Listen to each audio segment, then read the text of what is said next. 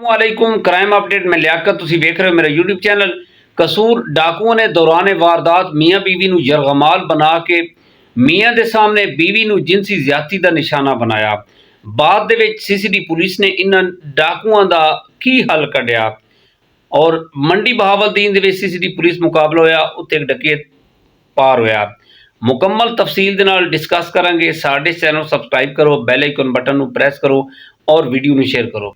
कसूर दे घर दे विच एक बड़ा अफसोसनाक वाक़या होया कि रात नूं डकैत आए ने और उन्होंने मियाँ बीवी नूं यरगमाल बनाया है। यरगमाल बना के उस मियाँ दे सामने इन्हां डाकुआं ने उस औरत दे नाल ज़ना कीता और ये कार्रवाई उसका मियाँ सारी देख रहा सी। बाद दे विच जो इन्होंने उस घर दे विच लुटिया और लुट के लै गए ने और कई डकैतियां इस तरह दी इन्होंने कीतियां ने। इन्हां दा तरीके वारदात इस तरह दा है सी जिथे जनाब इन्हां नूं खूबसूरत औरत मिलदी आई उस दे नाल ही अपना मुंह काला करदे आए। एक दिन ऐसा होया कि कोट राधा किशन दे एरिए दे विच सीसीडी पुलिस नाका ला के खड़ी आई। 1 to 5 ते 2 लोग गुजरे ने। सीसीडी पुलिस ने इशारा किया है रुकण दा, लेकिन उन्होंने अंधाधुंध फायरिंग शुरू कर दी पुलिस दी वैन ते।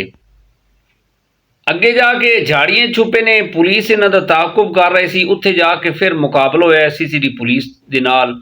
फायरिंग दोनों साइडों तो काफ़ी देर जारी रही और इस 2 एहलकार जिहड़े ने वो मामूली जख्मी हुए सीसीडी पुलिस दे।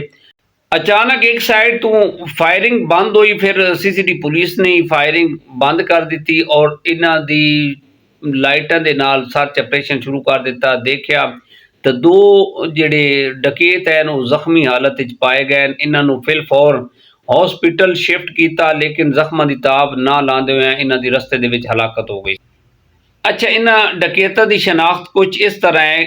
नईम वल्द अब्दुल मजीद और सैफुल्ला वल्द मोहम्मद वारिस, ए 2 नामी ग्रामी डकैत है सन और ये मुतादिद वारदातां दे विच सीसीडी पुलिस नूं मतलूब आए।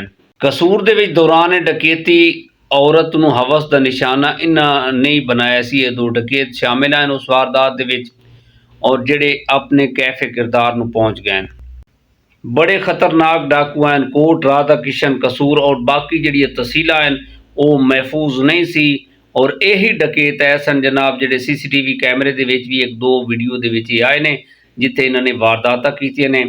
घर दे विच डकैती, चोरी डकैती, हाउस रॉबरी और मोटरसाइकिल छीन लेना और रोड ब्लॉक करके डकैती करना इन्हां दा वतीरा है सी और ये इस वारदातां दे विच सीसीटीवी पुलिस नूं मतलूब हैं जिन्हां नूं कैफे किरदार तक पहुँचा दिता गया।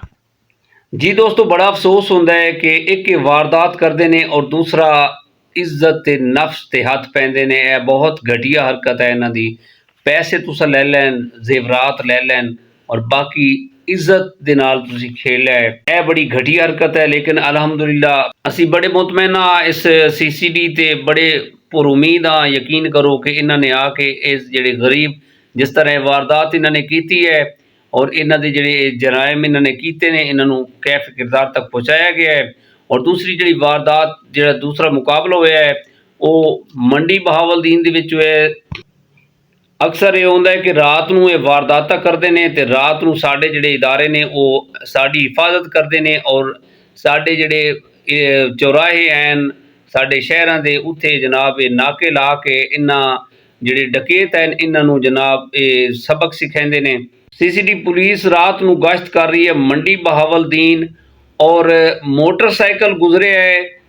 अगे जाके मोटरसाइकिल रुक गया है साइड ते, लेकिन इन्होंने जाके देखे वो वारदात के निशाने ते हैं, वारदात करन दे चक्कर च हैं। जदों जनाब पुलिस ने उस जगह ते जाके सर्च ऑपरेशन किया है उत्थे उन्होंने फायरिंग शुरू कर दी है और फायरिंग दे विच जद दे विच आके एक बंदा शदीद जख्मी हुआ है, एक फरार होने कामयाब हो गया सी।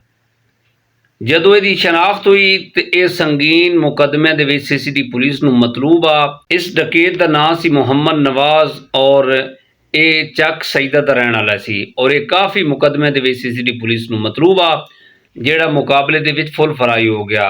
दोस्तों, रात नूं खास कर अगर तुहानूं कोई मशकूक बंदा नज़र आंदा अपने इलाके दे विच ਤਾਂ ਫਿਲ ਫੋਰ 15 ਤੇ ਕਾਲ ਕਰੋ ਜਾਂ CCD ਹੈਲਪਲਾਈਨ ਤੇ ਰਾਬਤਾ ਕਰੋ। ਇਹ ਤੁਹਾਡੇ ਕਾਰਨ ਬਿਹਤਰੀ ਹੈ ਔਰ ਤੁਹਾਡੀ ਯਕੀਨ ਕਰੋ ਕਿ ਬੜੀ ਖੁਸ਼ਕਿਸਮਤੀ ਹੈ ਕਿ ਇਹ ਜਿਹੜਾ CCD ਇਦਾਰਾ ਬਣਿਆ ਹੈ ਇਹ ਸਾਡੇ ਤਹਫੁਜ਼ ਕਰਨ ਬਣਿਆ ਹੈ। ਇਸੇ ਪੈਗਾਮ ਦੇ ਨਾਲ ਸਾਨੂੰ ਇਜਾਜ਼ਤ ਦਿਓ। ਆਪਣਾ ਢੇਰ ਸਾਰਾ ਖਿਆਲ ਰੱਖਿਆ ਹੈ। ਜ਼ਿੰਦਗੀ ਬੜੀ ਕੀਮਤੀ ਹੈ। ਸਾਡੇ ਇਸ ਚੈਨਲ ਨੂੰ ਸਬਸਕ੍ਰਾਈਬ ਕਰਿਆ ਹੈ, ਬੈਲ ਆਈਕਨ ਬਟਨ ਨੂੰ ਪ੍ਰੈਸ ਕਰਿਆ ਹੈ ਔਰ ਕਮੈਂਟ ਦੇ ਵਿੱਚ ਇਸ ਜਿਹੜਾ ਵਾਰਦਾਤ ਹੋਈ ਹੈ ਕਸੂਰ ਦੇ ਵਿੱਚ ਇਹਦੇ ਬਾਰੇ ਇਜ਼ਹਾਰ ਖਿਆਲ ਲਾਜ਼ਮੀ ਕਰਿਆ ਹੈ। ਖੁਦਾ ਹਾਫਿਜ਼।